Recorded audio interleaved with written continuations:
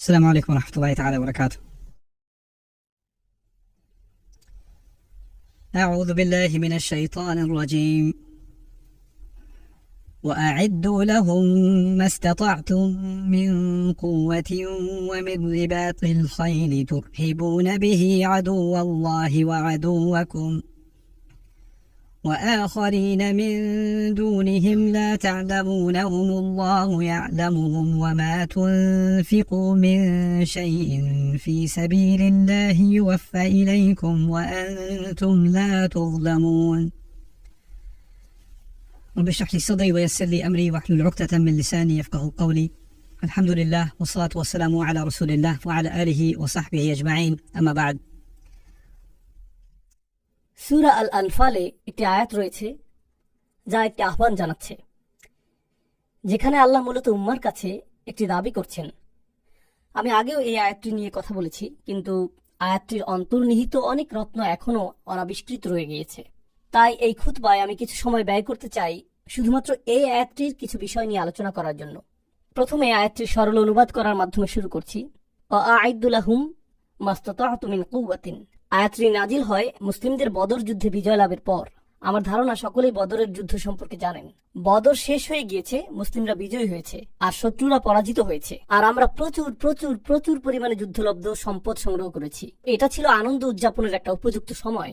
দীর্ঘ সময় পর এই প্রথম মুসলিমরা বড় কোনো সুসংবাদ পেলেন, আর এই বিজয়ের ঠিক পরেই আল্লাহ বলছেন, শত্রুদের জন্য আগাম প্রস্তুতি গ্রহণ করো।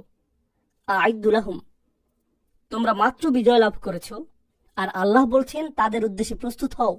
এটা প্রত্যাশিত যে আল্লাহ যুদ্ধের আগে বলবেন তাদের উদ্দেশ্যে প্রস্তুত হও, কিন্তু এখানে আল্লাহ বলছেন তাদের উদ্দেশ্যে প্রস্তুত হও বিজয়ী হওয়ার পরে। আল্লাহ আপনাকে জানিয়ে দিচ্ছেন যে তারা ফিরে আসবে। তিনি জানিয়ে দিচ্ছেন তারা নিশ্চিহ্ন হয়ে যায়নি। প্রকৃতপক্ষে তাদের জন্য প্রস্তুত হও বলার মাধ্যমে আল্লাহ এটাও জানিয়ে দিচ্ছেন যে এই বিজয়ের জন্য তোমরা যে প্রস্তুতি নিয়েছ তা পরবর্তী যুদ্ধের জন্য যথেষ্ট নয়, তোমাদের আরো বেশি প্রস্তুতি প্রয়োজন। সেটাই আল্লাহ আমাদের জানিয়ে দিচ্ছেন। প্রতিটা বিজয়ের ক্ষেত্রেই পরবর্তী চ্যালেঞ্জটা আগেরটার চেয়েও বড় হয়ে থাকে। তাই এখনই তোমাদের প্রস্তুতি শুরু করতে হবে। হ্যাঁ, উদযাপন করার মতো কিছুটা সময় তো রয়েছে। এটা ভালো যে আমরা বিজয় লাভ করেছি, কিন্তু এর ঠিক পরেই তোমাদের মনোযোগী হতে হবে, কারণ শত্রু এখনো নির্মূল হয়নি। আ'ইদ্দু লাহুম, এখন কিভাবে আমরা তাদের জন্য প্রস্তুত হব? আল্লাহ আযজা ওয়া জাল্লা বলছেন, মাস্তাতা'তুম মিন কুওয়াতিন, যে কোনো ধরনের শক্তি সম্ভব তা অর্জনের জন্য যথাসাধ্য প্রস্তুতি গ্রহণ করো। ওয়াআইদ্দু লাহুম মাস্তাতা'তুম মিন কুওয়াতিন, যে কোনো ধরনের শক্তি সম্ভব তা অর্জনের জন্য যথাসাধ্য প্রস্তুতি গ্রহণ করো। যেই শক্তি সম্ভব তোমরা সংগ্রহ করো। আরবি ভাষার দৃষ্টিকোণ থেকে মিন কুওয়াতিন হলো তানাউ, যার অর্থ আল্লাহ এখানে শক্তির সংজ্ঞাকে সীমাবদ্ধ করেননি। আল্লাহ এটাকে একটিমাত্র জিনিসে সীমাবদ্ধ করেননি। আল্লাহ বলতে পারতেন যে আরো বেশি অস্ত্র সংগ্রহ করো অথবা সেনাবাহিনীকে আরো বেশি প্রশিক্ষিত করো। তিনি নির্দিষ্ট করে বলেননি, তিনি বলেছেন সম্ভাব্য সকল ধরনের শক্তি। এখানে প্রথম লক্ষণীয় বিষয় হলো আল্লাহ কখনোই আমাদেরকে প্রস্তুতির গণ্ডির বাইরে রাখছেন না। তোমরা মনে করেছো যে যুদ্ধ সমাপ্ত হবার সাথে সাথে প্রস্তুতি পর্ব শেষ হয়েছে, কিন্তু না, যুদ্ধে বিজয়ী হওয়ার ঠিক পরেই তাৎক্ষণিক পরবর্তী প্রস্তুতি শুরু হয়ে গিয়েছে। এখন দ্বিতীয় যে বিষয়টি আমরা এখানে শিখছি, যার প্রতি আমি আপনাদের মনোযোগ আকর্ষণ করব, তা হলো ক্ষমতা শুধু একক বিষয় নয়। ক্ষমতা বলতে কি বোঝায়, এর সংজ্ঞা সম্পর্কে সরল ধারণা থেকে আমাদেরকে বেরিয়ে আসতে হবে। উদাহরণস্বরূপ, এখনকার সময়ে অনেক মানুষ যারা গভীরভাবে চিন্তা করে না, তারা মনে করে যে যদি নির্বাচন সংঘটিত হয়, সেই নির্বাচনে যেই জয়ী হবে সেই ক্ষমতার অধিকারী, তাই না? আমরা এভাবে কথা বলি যে এই ব্যক্তিটি প্রধানমন্ত্রী হয়েছে, অতএব সে ক্ষমতার অধিকারী। এই ব্যক্তি ইউনাইটেড স্টেটসের প্রেসিডেন্ট হয়েছে, সেই ক্ষমতার অধিকারী। কিন্তু আপনি যদি রাজনীতি এবং অর্থনীতি সম্পর্কে কিছুটা জানেন, তাহলে বুঝবেন যে এই মানুষগুলো মোটেই ক্ষমতার অধিকারী নয়। তারা আসলে পুতুল মাত্র। তাদের পেছনে এমন মানুষ রয়েছে যারা অনেক বেশি শক্তিধর, আর যেই মানুষগুলো আসলেই শক্তির অধিকারী তারা অনেক বেশি অদৃশ্য সেই সকল মানুষদের তুলনায়, যাদেরকে তারা আপনাদের সামনে উপস্থাপন করে, যাতে আপনারা মনে করেন যে এই ব্যক্তিগুলোই শক্তির অধিকারী। আপনি প্রধানমন্ত্রীর উপর রাগান্বিত হয়ে থাকেন, কারণ আপনি তো জানেন না যে কে তাকে ব্যবহার করছে। তো তাদের সামনে এই পুতুলগুলো রয়েছে যাদেরকে তারা ব্যবহার করে। যদি কোনো একজন তাদের কার্যসিদ্ধি না করে, তারা তাকে নির্বাচনে পরাজিত করিয়ে দেয়, তার স্থানে অন্য কাউকে নিয়ে আসে, আবার অন্য কাউকে, আবার অন্য কাউকে। তারা পরোয়া করে না যে সে কোন দলের নেতা, কারণ ক্ষমতা যেভাবে কাজ করে তা হলো এর নিজস্ব কিছু উদ্দেশ্য রয়েছে। তো একটি বিষয় আমি মনোযোগ আকর্ষণ করতে চাই, বিশেষত এই বিষয়টিতে আমি তরুণ মুসলিমদের যে মনোযোগ আকর্ষণ করতে চাই তা হলো ক্ষমতা নিয়ে সরল ধারণা পোষণ না করা। সেনাবাহিনীর বিশাল আকারে কিছুই আসে যায় না। সেনাবাহিনীর কাছে ক্ষমতা নেই, বরং কে সেই সেনাবাহিনীকে নিয়ন্ত্রণ করছে, কে সিদ্ধান্ত নিচ্ছে সেই সেনাবাহিনী কোথায় যাবে, কে সিদ্ধান্ত নিচ্ছে যে বন্দুকের নলটি কোন দিকে তাক করা থাকবে, কোন দিকে ট্যাঙ্ক চলবে, এই সিদ্ধান্তগুলো কোথায় তৈরি হচ্ছে, সেখানেই ক্ষমতা রয়েছে। সেটাই ক্ষমতার প্রকৃত উৎস। এখন আল্লাহ মুসলিমদের উদ্দেশ্যে বলছেন ক্ষমতা তৈরি করো।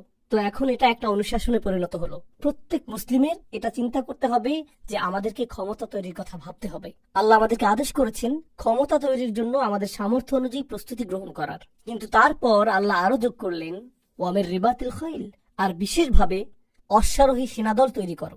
অশ্বারোহী মানে ঘোড়া, যুদ্ধের জন্য প্রস্তুত ঘোড়া। এখন আসুন রাসূল সাল্লাল্লাহু আলাইহি সাল্লামের জীবন থেকে বিষয়টা নিয়ে চিন্তা করি।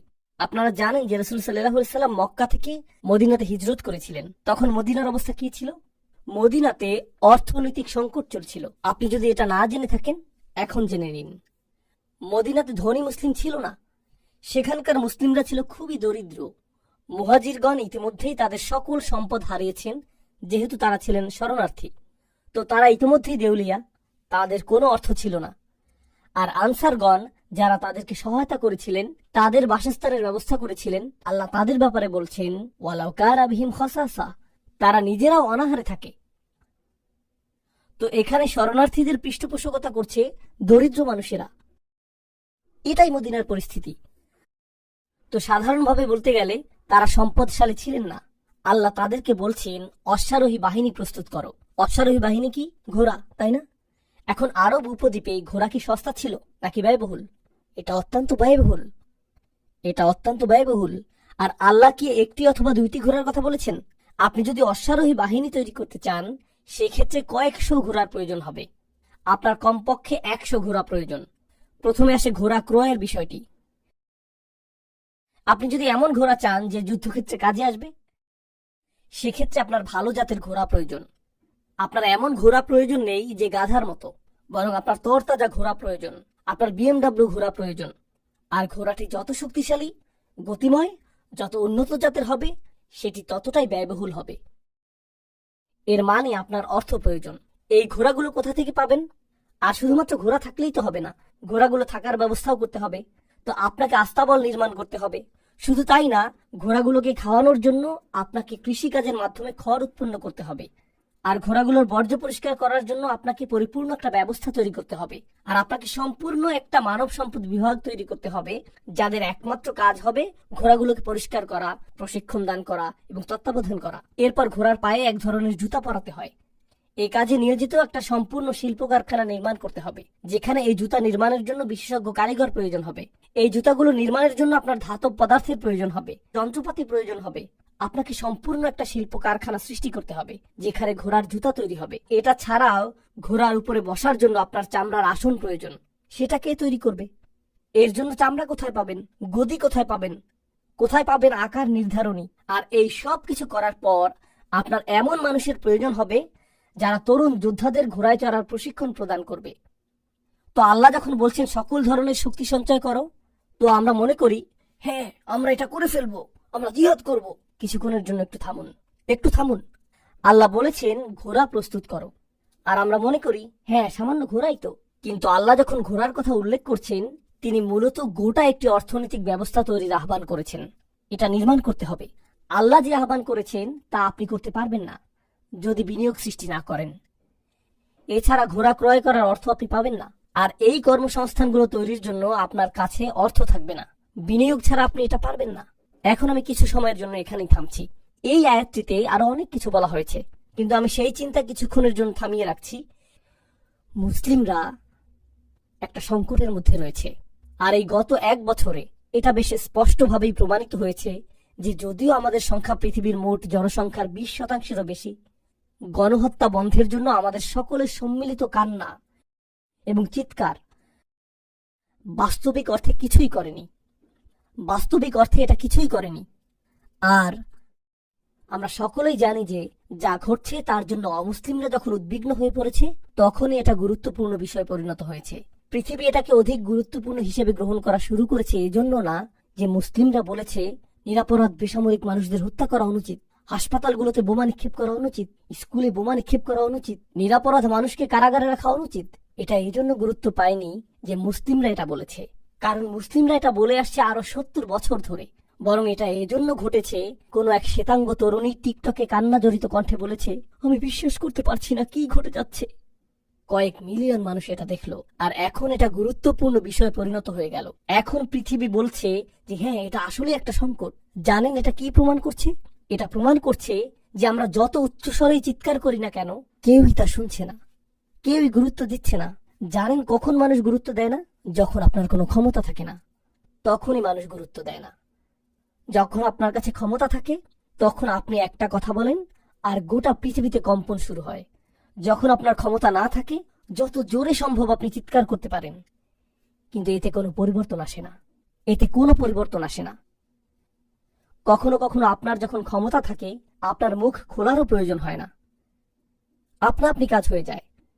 কোনো কোনো মানুষের ক্ষমতা রয়েছে তার পরিবারের মাঝে, আর জানেন সেটা কিভাবে বোঝা যায়? যখন সে হেঁটে যায়, সকলের আচরণের ধরন পাল্টে যায়। তাকে কণ্ঠস্বর উঁচু করতে হয় না, তাকে চিৎকার চেঁচামেচি করতে হয় না, তাকে কাউকে আঘাত করতে হয় না, কারণ ইতিমধ্যেই তার ক্ষমতা রয়েছে। তো এটা আমাদেরকে উপলব্ধি করায়, আর এটা স্বাচ্ছন্দ্য দানকারী অনুভূতি না। মুসলিমরা ফিলিস্তিনের এই পরিস্থিতির মধ্য দিয়ে নিজেদের সম্পর্কে একটা বিষয় উপলব্ধি করতে পেরেছে। আমাদেরকে আয়নার দিকে তাকিয়ে উপলব্ধি করতে হবে যে কতটা ক্ষমতাহীন আমরা হয়ে গেছি। এটা কুৎসিত একটা বিষয়। ক্ষমতাহীন বোধ করাটা একটা কুৎসিত বিষয়। বিশেষ করে পুরুষ মানুষেরা বিষয়টা লক্ষ্য করুন। যখন আপনি কাজ খুঁজে পান না, যখন আপনি কাজ পেতে সক্ষম না, যখন আপনি নিজ পরিবারের ব্যয় বহন করতে সক্ষম না হন, যখন আপনি এমনকি নিজের দায়িত্ব বহন করতে পারেন না, অন্য কাউকে আপনার দায়িত্ব বহন করতে হয়, আপনি কি বুঝতে পারছেন সেটা কতটা লজ্জাজনক? যখন আপনাকে কারো থেকে টাকা ধার করতে হয়, যখন আপনি নিজে চাকরি খুঁজে পান না, যখন আপনার বোন চাকরি করেন আর তিনি আপনার খরচ প্রদান করেন, সেটা আপনার জন্য কতটা লজ্জাজনক এবং অপুরুষোচিত। কারণ ইজ্জুর রাজুল ইস্তিগনাউহু আনিন নাস, একজন পুরুষের মর্যাদা হলো সে অন্য মানুষের মুখাপেক্ষী নয়। এটা পুরুষ মানুষের মর্যাদার অংশ। আমাদের ইজ্জত যদি থাকে, আমাদের যদি আত্মমর্যাদা থাকে, যা আল্লাহ পুরুষ মানুষকে দান করেছেন, সেক্ষেত্রে এটা মৃত্যুর সমান মনে হয় যখন আপনি কারো সামনে হাত পাতেন এবং বলেন, দয়া করে আমাকে সাহায্য করুন। এটা মৃত্যুর মতো মনে হয়। এটা মৃত্যুর চেয়েও বেশি মনে হয় যে আমি দায়িত্ব নিতে অক্ষম, আমি কিছু করতে অক্ষম। এখন উম্মাহ হিসেবে আমাদের অবস্থা চিন্তা করুন। যদিও ব্যক্তিগতভাবে আল্লাহ আমাদেরকে হালাল জীবিকা প্রদান করুন এবং সর্বদা আমাদের পরিবারের দায়িত্ব বহন করার এবং মর্যাদাপূর্ণ জীবনযাপন করার সক্ষমতা প্রদান করুন এবং আমাদের সকলকে রক্ষা করুন এমন অবস্থায় পতিত হওয়া থেকে যখন আমাদেরকে অন্য কারো কাছে ভিক্ষা চাইতে হবে, আমরা আল্লাহর কাছে তা থেকে সুরক্ষা প্রার্থনা করি। কিন্তু উম্মাহ হিসেবে আমাদের অবস্থা লক্ষ্য করুন। ব্যক্তিগতভাবে না, রাসূল সাল্লাল্লাহু আলাইহি সাল্লাম এই গোটা উম্মাহকে একটি দেহের সাথে তুলনা করেছেন, তাই না? তিনি বলেছেন এটা এক অভিন্ন দেহের মতো। আমরা যদি একটি দেহ হই, আমরা কি সর্বদা ভিক্ষা করছি না? আমরা কি সর্বদা অন্য মানুষের কাছে ভিক্ষা চাইছি না? আমরা কি সর্বদা তাদের দূতাবাসগুলোর সামনেই এবং তাদের সরকারি আমলাদের সামনে দাঁড়িয়ে বলছি না যে দয়া করে থামুন, আমরা আপনাদের কাছে সাহায্য চাই, দয়া করে আমাদের কথা শুনুন? এটাই কি আমাদের অবস্থা না? আর এটা বিশেষভাবে তরুণদেরকে খুবই ক্ষুব্ধ করে তোলে। আল্লাহ আমাদেরকে অত্যন্ত শক্তিশালী একটি আয়াত দান করেছেন, ক্ষমতা তৈরি করো, ক্ষমতা তৈরি করো, এটা তোমাদের প্রয়োজন হবে। আর আল্লাহ আমাদের বলছেন যে কিভাবে ক্ষমতা তৈরি করতে হবে, আমাদেরকে শিল্প কারখানা তৈরি করতে হবে। সমস্যা হলো, বিশেষত তরুণরা যারা এখন শুনছেন, আধুনিক বিশ্বে বেশিরভাগ তরুণদের ক্ষেত্রে কি ঘটে?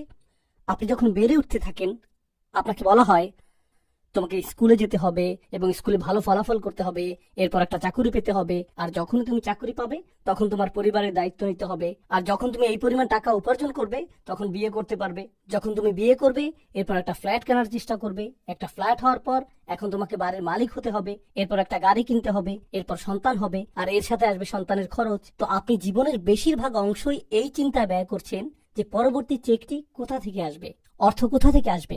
এর মাঝখানে সুযোগ পেলে উম্মার সমস্যাগুলো নিয়ে সামাজিক মাধ্যমে পোস্ট করতে হবে। কিন্তু বাস্তবিকভাবে বলতে গেলে, যেহেতু আপনি আপনার ব্যক্তিগত জীবন নিয়ে এতটাই আচ্ছন্ন, তাই আপনি বড় কোনো চিন্তা করতে পারেননি। ফলে আপনার আসলে কোনো ক্ষমতাই অর্জিত হয়নি, অথবা আপনি ক্ষমতাহীন। এখন অন্য ক্ষেত্রগুলোতে কি ঘটে?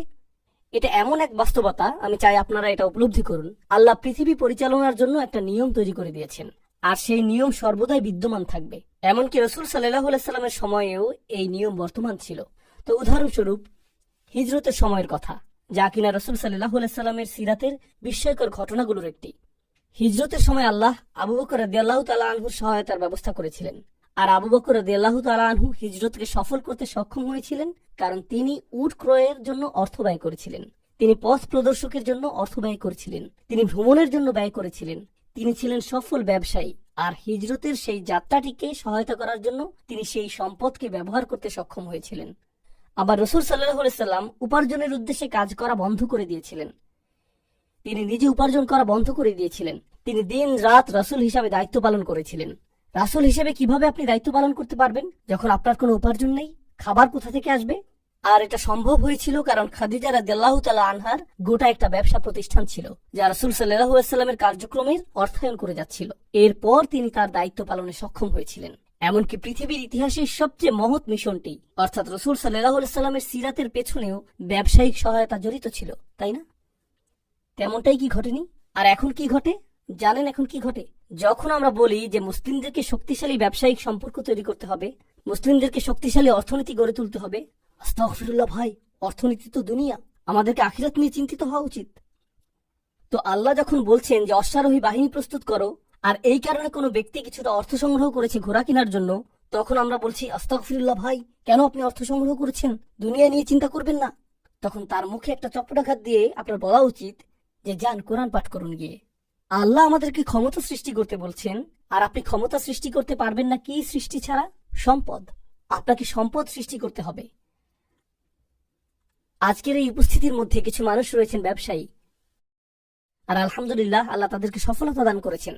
হয়তো আপনি একটি রেস্তোরাঁর মালিক, হয়তো আপনি মুদি দোকানের মালিক, হয়তো আপনি পেট্রোল পাম্পের মালিক, আমি জানি না আপনারা কিসের মালিক, হয়তো আপনারা হাউজিং ব্যবসা করছেন। আল্লাহ আপনার ব্যবসায় সফলতা প্রদান করেছেন। আর আল্লাহ যদি ব্যবসায় আপনাদের সফলতা দিয়ে থাকেন, জানেন আপনার প্রতি আমার উপদেশ কি? তা হলো আমাদেরকে অর্থনৈতিক সুসম্পর্ক গড়ে তুলতে হবে, আমাদেরকে ক্ষমতা তৈরি করতে হবে, মুসলিমদের মধ্যেই অর্থ আবর্তিত হতে হবে। যদি আপনার একটি ব্যবসা থাকে আর আপনার গাড়ি মেরামত করার প্রয়োজন হয়, তাহলে গাড়িটি কাছের মুসলিম ব্যবসায়ীদের কাছ থেকে মেরামত করুন। আবার যখন তিনি যন্ত্রাংশ ক্রয় করবেন, তার সেটা মুসলিমদের কাছ থেকে ক্রয় করা উচিত। এভাবে একে অপরকে সহায়তা করতে হবে। আর যখন মুসলিম ব্যবসাগুলো সাফল্য লাভ করতে থাকবে, তখন তারা বেশি বেশি মুসলিমদেরকে নিয়োগ দিতে শুরু করবে, আর ধীরে ধীরে তারা এই অর্থনীতি গড়ে তুলবে। এখন অধিক সংখ্যক মানুষ যখন অধিক পরিমাণ অর্থনৈতিক শক্তি অর্জন করবে, তখন স্থানীয় প্রতিষ্ঠানগুলো আরো শক্তিশালী হতে থাকবে। এটা সর্বশেষ ভাবনা যা আমি আপনাদের সাথে শেয়ার করব, যেহেতু হাতে খুব একটা সময় বাকি নেই। আমরা অভিযোগ করি যে উদাহরণস্বরূপ ইসরায়েলি লবি আমেরিকান রাজনীতিবিদদের পেছনে শত শত মিলিয়ন ডলার খরচ করে তাদের সিদ্ধান্তকে প্রভাবিত করার জন্য। আমরা কখনো এই প্রশ্ন করি না যে কোথা থেকে তারা এই শত শত মিলিয়ন ডলার পেল। আমরা কখনো এই প্রশ্ন করি না যে আমাদের কাছে যদি এই শত শত মিলিয়ন ডলার থাকতো, আমরা কি তা এভাবে ব্যয় করতাম রাজনীতিকে প্রভাবিত করার জন্য, নাকি তা প্রমোদ ভ্রমণের পিছনে ব্যয় করতাম? আমাদের মানসিকতাটা কি? আমরা ক্ষমতা সৃষ্টির প্রেক্ষিতে চিন্তা করি না, আমরা ক্ষমতার জন্য বিনিয়োগ করি না। আমরা বিনিয়োগ করি হয়তো আমাদের নিজেদের জন্য, অথবা যখন কোনো সংকটের কারণে অনুশোচনা বোধ করি, তখন সেই সংকটে সাহায্যের উদ্দেশ্যে ব্যয় করি। কিন্তু যেই সকল মানুষ ক্ষমতা সম্পর্কে বোঝে, জানেন তারা কোথায় বিনিয়োগ করে? তারা বিনিয়োগ করে গণমাধ্যমে, তারা বিনিয়োগ করে শিক্ষা খাতে, তারা বিনিয়োগ করে ব্যবসায়, তারা এই ক্ষেত্রগুলোতে বিনিয়োগ করে। আর যখন তারা এই ক্ষেত্রগুলোতে বিনিয়োগ করে, তখন তারা এমনকি রাজনীতিকেও নিয়ন্ত্রণ করতে শুরু করে। গণমাধ্যমকে যেই নিয়ন্ত্রণ করবে, রাজনীতিতে তার বড় একটা প্রভাব থাকবে। ব্যবসা বাণিজ্যকে যে নিয়ন্ত্রণ করবে, তার একটা বড় প্রভাব থাকবে। শিক্ষা খাতকে যে নিয়ন্ত্রণ করবে, রাজনীতিতে তার একটা বড় প্রভাব থাকবে। মুসলিমরা যদি ক্ষমতা তৈরি করতে হয়, তাহলে আমাদেরকে বুঝতে হবে যে সেই ক্ষমতার পেছনে কি রয়েছে, আর এরপর আমাদের সেই ক্ষমতা তৈরি করা শুরু করতে হবে। আল্লাহ বলেছেন, আ'ইদ্দু লাহুম মাস্তাতা'তুম মিন কুওয়াতিন ওয়া মির রিবাতিল খাইল। আর মুসলিমরা যখন এই ধরনের ক্ষমতা তৈরি শুরু করবে, আমরা জানি তখন কি ঘটবে। আল্লাহ বলছেন, তুরহিবুনা বিহি আদুওয়াল্লাহ, এমনকি তোমাদের এই ক্ষমতা তৈরিকালীন সময়েও আল্লাহর শত্রুরা ভীত সন্ত্রস্ত হয়ে পড়বে। আপনারা জানেন উপনিবেশকারী শক্তি ব্রিটিশ এবং ফ্রেঞ্চ যখন মুসলিম বিশ্বকে উপনিবেশে পরিণত করেছিল, তারা বুঝতে পেরেছিল যে মুসলিমরা কত শক্তিশালী, তারা সেটা বুঝতে পেরেছিল। তো এমনকি তারা প্রস্থান করার আগেও কিছু অপকর্ম করে গেছে, তারা প্রস্থান করেও সেখানে থেকে গিয়েছিল। আপনারা তা জানেন, তাই না? তারা আলজেরিয়া থেকে প্রস্থান করেছিল কিন্তু ছেড়ে যায়নি, তারা সেনেগাল থেকে প্রস্থান করেছিল, পাকিস্তান থেকে প্রস্থান করেছিল, বাংলাদেশ থেকে প্রস্থান করেছিল, কিন্তু ছেড়ে যায়নি। তারা কি রেখে গিয়েছিল? তারা এমন সব পদ্ধতি রেখে গিয়েছিল যার ফলে মুসলিমরা কখনোই অর্থনৈতিকভাবে স্বাবলম্বী হতে পারবে না। তাদেরকে সবসময় ঋণের উপর থাকতে হবে, তাদেরকে সবসময় এভাবে হাত পেতে থাকতে হবে। তো যদিও আমরা প্রস্থান করছি, আমরা তাদেরকে ভিক্ষুক হিসেবে রেখে যাচ্ছি।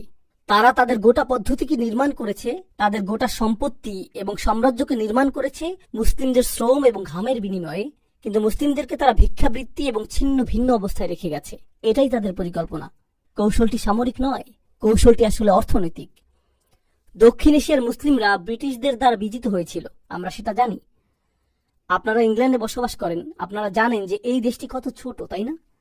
আপনারা কি নিজে নিজে কখনো চিন্তা করেছেন যে এই ছোট জাতিটা কিভাবে এটা করলো?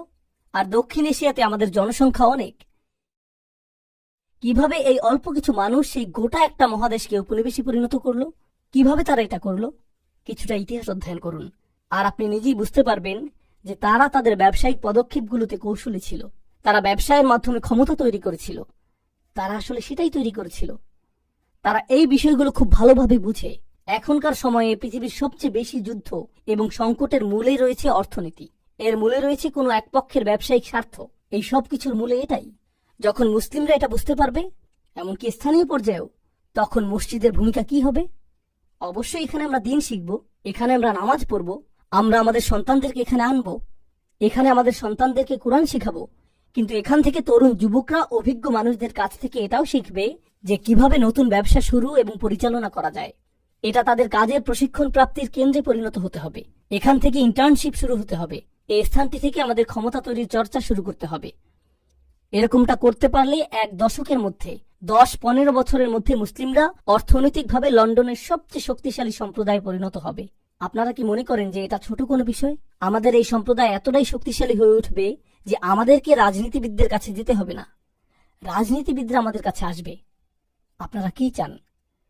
তারা আমাদেরকে এই প্রশ্ন করবে, কারণ অন্য ক্ষমতাশীল সম্প্রদায়ের ক্ষেত্রে তারা রাজনীতিবিদদের কাছে যায় না, বরং রাজনীতিবিদরাই তাদের কাছে আসে, কারণ তাদের সেই ক্ষমতা রয়েছে। আল্লাহ ইতিমধ্যে আমাদেরকে পরিষ্কার জবাব দিয়ে দিয়েছেন। তিনি আমাদেরকে বলেছেন, একমাত্র এই উপায়েই শত্রুরা তোমাদের ভয় করবে। তুরহিবুনা বিহি আদু আল্লাহ, আল্লাহর শত্রু। তিনি আরো বলেছেন, আদু আল্লাহি ও আদু আকুম। এটাই সর্বশেষ বিষয় যা আমি আপনাদের সাথে আজকে শেয়ার করব। আল্লাহ বলছেন, যাদেরকে তোমরা ভীতি প্রদর্শন করছো তারা আল্লাহর শত্রু এবং তোমাদের শত্রু। কার কথা আল্লাহ প্রথমে উল্লেখ করেছেন? তিনি নিজের কথা প্রথমে উল্লেখ করেছেন। আদু আল্লাহ প্রথমে এসেছে, আর তারপর আদু আকুম। কেন?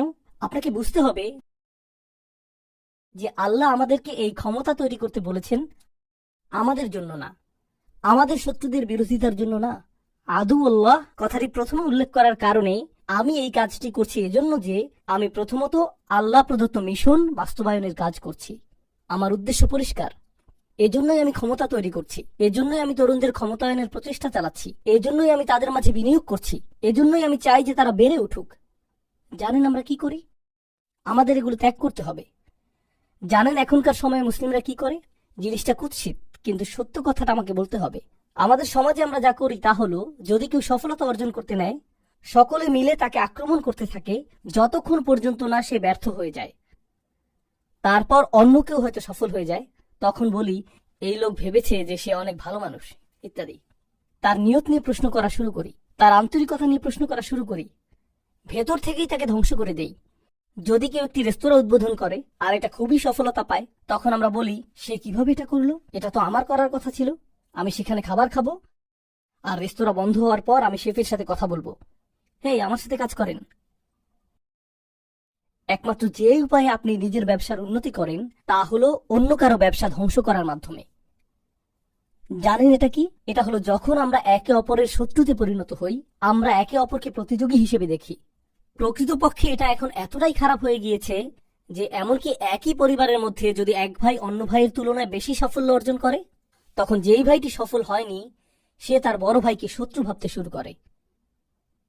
সে এটা মেনে নিতে পারে না, সে এটা সহ্য করতে পারে না। আমাদের নিজেদের মধ্যে উলাইয়া থাকতে হবে। আপনারা জানেন আল্লাহ বলছেন, আল্লাযীনা কাফারু বা'দুহুম আউলিয়াউ বা'দ, কাফেররা একে অপরের সহায়ক। জানেন তাদের ক্ষেত্রে কি ঘটে?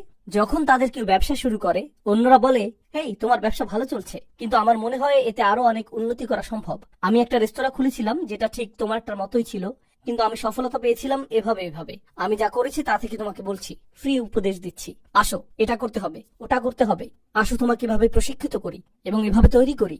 তারা একে অপরকে তৈরি করে যাচ্ছে, তারা একে অপরকে ছিন্ন ভিন্ন করছে না। যে মুহূর্তে সে সফলতা পায় তখনই বলে, আমি তো সফলতার একটা পর্যায়ে পৌঁছে গিয়েছি, এখন আমার নিজের লোকদের প্রতি মনোযোগ দিতে হবে। আমি ফিরে আসবো এবং বলবো, হেই, আমি সফলতা পেয়েছি, কে আছো যে এটা করতে আগ্রহী, আসো তোমাকে উঠতে সহায়তা করি। এটাই উলাইয়ার মানসিকতা। এজন্যই আল্লাহ বলছেন, আল মুমিনুনা ওয়াল মুমিনাত বা'দুহুম আউলিয়াউ বা'দ। ইমানদার পুরুষ এবং ইমানদার নারীগণ একে অপরের মিত্র, তারা একে অপরকে সহায়তা করে। আমাদের সংস্কৃতিতে এমন কিছু বিষয় সৃষ্টি হয়েছে, আল্লাহর শপথ, আমি যদি এটা নিজের চোখে না দেখতাম তাহলে বিশ্বাস করতাম না। আমাদের এমন মানসিকতা তৈরি হয়েছে। আমি একটা জায়গায় গিয়েছিলাম যেটা একটা অমুসলিম দেশ, আর সেখানে অনেক মুসলিম ডাক্তার রয়েছে। সেই দেশে ডাক্তাররা ভালো অর্থ উপার্জন করে। দেশটির নাম বলছি না। একজন মুসলিম ডাক্তারকে দেখেছি যিনি ছিলেন একটি হাসপাতালের বিভাগীয় প্রধান, তিনি সফল।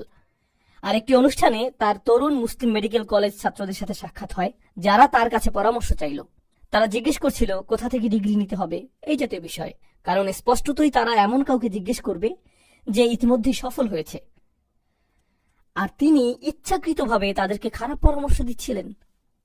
আপনি অবাক হয়ে ভাবছেন কেন তিনি খারাপ পরামর্শ দিবেন? কারণ এই তরুণ প্রজন্মকে আমি যদি ভালো পরামর্শ দেই, আমি ইতিমধ্যেই দেখতে পাচ্ছি যে 20 বছরের এই তরুণ আমার 20 বছর বয়সের তুলনায় 5 গুণ বেশি বুদ্ধিমান। তো সে 5 বছরের ব্যবধানে আমার দ্বিগুণ সফলতা লাভ করবে। যা অর্জন করতে আমার 20 বছর লেগেছে, সে সেটা 3 বছরে করে ফেলবে। আমি এই ধরনের প্রতিযোগিতা চাই না। আমি তাকে খারাপ পরামর্শ দিব যাতে যথাসম্ভব তার অগ্রগতিকে ধীরগতি করে দিতে পারি। এটা খুবই কমন একটা মুসলিম মানসিকতা। আর যতক্ষণ পর্যন্ত আমাদের এই মানসিকতা থাকবে, সর্বশেষ এই বিষয়টি আমি আপনাদের সাথে শেয়ার করব, যতক্ষণ পর্যন্ত আমাদের এই মানসিকতা থাকবে, আমরা ক্ষমতা অর্জন করতে পারবো না। আমরা এই আয়াতের অনুসরণ করতে পারবো না। ওয়া'আইদ্দু লাহুম মাসতাতা'তুম মিন কুওয়াতিন। আমাদের শত্রুরা সবচেয়ে শক্তিশালী যে আঘাতটা করে তা সম্ভবত বোমা নিক্ষেপ নয়। আমাদের শত্রুদের সবচেয়ে শক্তিশালী আক্রমণ মিডিয়া নয়। আমাদের শত্রুদের সবচেয়ে শক্তিশালী আক্রমণটা হলো তারা আমাদেরকে পরস্পরের মিত্র হওয়া থেকে বিরত রাখে। কারণ তারা জানে যে মুসলিমরা একবার একে অপরের মিত্র হয়ে গেলে এটুকুই যথেষ্ট। এটাই আনতুমুল আ'লাউন। তখন আমরাই শীর্ষে থাকব। তখন কোনো কিছুই আমাদেরকে থামাতে পারবে না। আমাদের মৈত্রী ছাড়া অন্য কিছু তাদেরকে এতটা ভীত সন্ত্রস্ত করে না। তাই তারা মুসলিমদের ভিতরে যত বেশি সম্ভব বিভাজন, যত বেশি সম্ভব সন্দেহ, যত বেশি সম্ভব প্রতিযোগিতা, যতটা সম্ভব ঘৃণা সৃষ্টি করে, এর জন্য তারা যথাসাধ্য চেষ্টা করে। তাই আমরা পাশের মসজিদটিকে প্রতিযোগী হিসেবে দেখি না। আমরা অন্য শায়েখকে প্রতিযোগী হিসেবে দেখি না। এই শায়েখ বনাম সেই শায়েখ। এটা রেসলিং খেলার জায়গা না ভাই। এটা রেসলিং না। আর যতদিন পর্যন্ত আমরা বারবার এই ফাঁদে আটকা পড়তে থাকবো, আমরা কাঁদতেই থাকবো। আর আমাদের এই কান্না কেউই শুনবে না, কারণ আমরা কখনোই ক্ষমতা তৈরি করিনি। আমরা কখনোই ক্ষমতা তৈরি করতে সক্ষম হইনি। আর আমাদেরকে একে অপরের প্রকৃত মিত্র হিসেবে প্রস্তুত করুন। এখন থেকে যখন আপনি জুমার নামাজ পড়তে আসবেন, আপনি তো প্রতি সপ্তাহেই আসবেন। এটা আল্লাহর পক্ষ থেকে আমন্ত্রণ। কেউ আপনাকে ইমেইল পাঠাবে না, আপনি নিজেই আসবেন। প্রতি সপ্তাহে যখন আপনি আসবেন, এমন কারোর সাথে পরিচিত হবেন যাকে আপনি আগে থেকে চিনতেন না। সে কি করে তা জানার চেষ্টা করুন। বিশেষত বয়স্করা নিজ উদ্যোগেই তরুণদের সাথে পরিচিত হবেন। নতুন কারোর সাথে পরিচিত হবেন, জানার চেষ্টা করবেন তার কি সাহায্য প্রয়োজন। এমনকি যদি আপনারা পরস্পরকে 1% সাহায্য করতে পারেন, কখনো সাহায্য হতে পারে শুধু পরামর্শ, কখনো সাহায্য হতে পারে আপনি কাউকে অন্য কারোর সাথে যোগাযোগ করিয়ে দিলেন, সামান্য একটি প্রচেষ্টা। আপনারা কল্পনা করতে পারবেন না যে 1 বছরের ভিতরে এই সমাজটি কতটা শক্তিশালী সমাজে পরিণত হবে। কল্পনা করতে পারেন 1 বছরের মধ্যে আপনি যখন রাস্তায় হাঁটবেন, প্রত্যেককেই আপনি চিনবেন। এটা কি অসম্ভব? এটা মোটেও অসম্ভব না। কিন্তু আমরা উলাইয়া নিয়ে চিন্তা করছি না, সেজন্য এটা ঘটছে না। আসসালামু আলাইকুম বলে যত দ্রুত জুতা নিয়ে বাইরে চলে যাব, এরকম হলে চলবে না। এর পরিবর্তে প্রত্যেক সপ্তাহকেই মৈত্রী তৈরির, সম্পর্ক তৈরির, নেটওয়ার্ক তৈরির সুযোগ হিসেবে গ্রহণ করুন। এখানকার ক্যারিয়ারে সফল প্রত্যেক ব্যক্তি জানে যে আপনার ক্যারিয়ার, আপনার ব্যবসার সফলতার মূলে রয়েছে নেটওয়ার্ক, তাই না? কয়েকশো নেটওয়ার্ক, কখনো কয়েক হাজার নেটওয়ার্ক প্রতি সপ্তাহে চোখের সামনে থাকে। এটা একটা মুসলিম সমাবেশ যা প্রতি সপ্তাহে আল্লাহ আপনার জন্য আয়োজন করেছেন, যাতে মুসলিমরা পৃথিবীর বুকে সবচেয়ে শক্তিশালী জাতিতে পরিণত হতে পারে। আমরা শুধু এটা ব্যবহার করছি না, আল্লাহ আজ্জা জাল্লাহ আমাদেরকে তার প্রত্যাশিত উম্মাতে পরিণত করুন এবং এই উম্মাকে বিজয় দান করুন। বারাকাল্লাহু লি ওয়া লাকুম ফিল কুরআনিল হাকিম ওয়া নাফা'নি ওয়া ইয়্যাকুম বিল আয়াতি ওয়া যিকরিল হাকিম।